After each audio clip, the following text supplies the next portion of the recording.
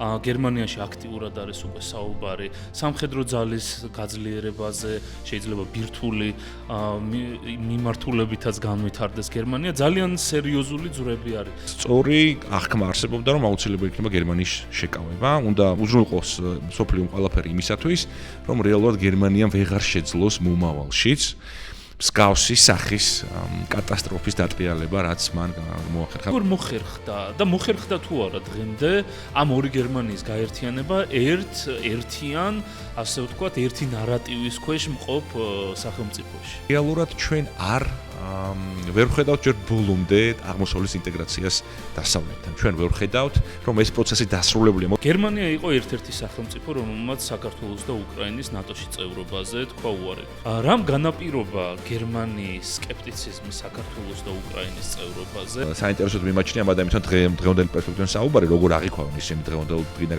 გადმოსახედიდან, როგორ აღიქვამენ ისინი 2008 წლის მოვლენებს. ხო, ის რაც მოხდა 2014-ში, რაც მოხდა 2022-ში. რეალურად რა პროცესები მიმდინარეობს გერმანიაში და რა მიმართულებით ვითარდება იქ სიტუაცია?